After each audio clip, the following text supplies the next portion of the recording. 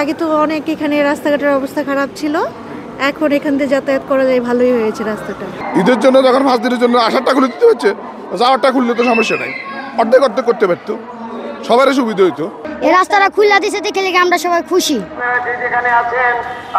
দীর্ঘ 1 বছর পর চালু হয়েছে কমলাপুর টিটিপাড়া রেলওয়ে আন্ডারপাস। এটি চালু হওয়ায় সায়দাবাদ খিলগাঁও সড়কে যানজট কমেছে। পবিত্র ঈদ উল আজহাকে কেন্দ্র করে সড়কে যানজট কমাতে স্বল্প পরিসরে আন্ডারপাসের কমলাপুরগামী একপাশের সড়কটি খুলে দেওয়া হয়। এতে স্বাচ্ছন্দ্যে চলাচল করে যানবাহন। এদিন আন্ডারপাসের টিটিপাড়া অংশে ট্রাফিক পুলিশের সদস্যরা মতিঝিল কমলাপুরগামী যানবাহনগুলোকে সিগন্যাল দিচ্ছে আন্ডারপাস ব্যবহার করার জন্য। এই সড়কটি পুরোপুরি চালু হলে সময় ও খরচ বাঁচবে নগরবাসীর। এছাড়া পুরো আন্ডারপাসটি দ্রুত চালু করার দাবি জানিয়েছে অনেকে। এখন আন্ডারপাসটা চালু হয়েছে, অন্তত পক্ষে মানুষে হেঁটে খুব 10 মিনিটের মধ্যে মতিঝিলে পৌঁছাতে। এটা এই এলাকার বাসী এই যানজটে এবং ঈদ উপলক্ষে মানুষের খুবই ভোগান্তি।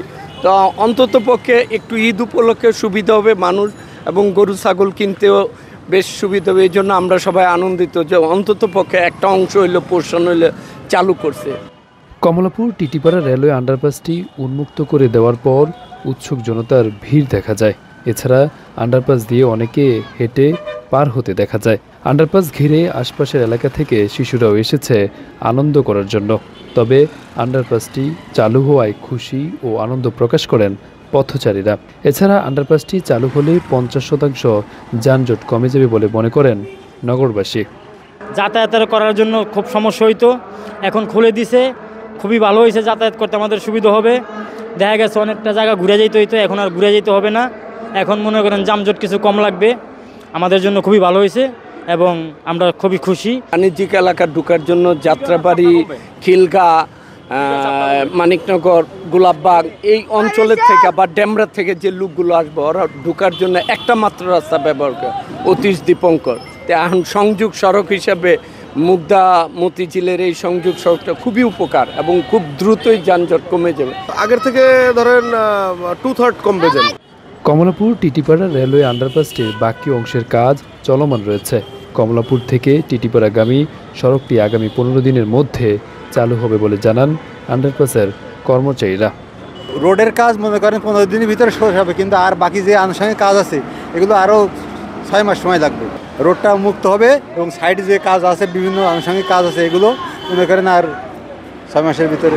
ভালো লাগতেছে আর কি, দেখতেছি আর কি যে উপর দিয়া রেল লাইনের রাস্তা আর নিচ দিয়া নতুন রাস্তা কমলাপুরের মতো জায়গায়, ভালোই লাগবে আশা করি ইনশাআল্লাহ।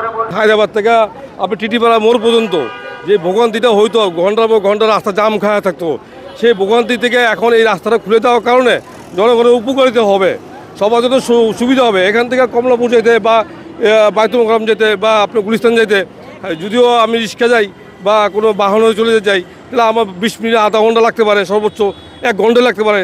কিন্তু এইভাবে যখন আমরা হায়দ্রাবাদ হয়ে যেতাম বা এখান থেকে খিলগাঁও হয়ে ফ্লাইওভার যেতাম, আমাদেরও অনেক ভোগান্তি হইতো।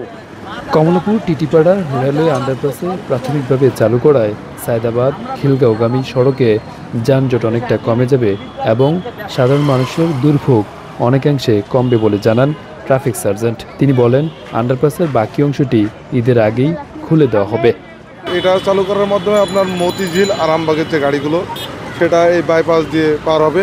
এটা না হলে আপনার সামনে ওই যে খিলগাঁও রেলগেট ক্রসিং, ওখান থেকে অনেক জ্যামের সিট হয়, শাহজাহানপুর এটা জ্যামের সিট হয়। এটাতে হলে মানুষের জনদুর্ভোগটা কমবে, এটা আমাদের জন্য খুবই দরকার। এখন একটা সাইড আমরা চালু করে প্রাথমিকভাবে চালু করে দেখছি যে আসলে কতটুকু সফলতা পাওয়া যায়।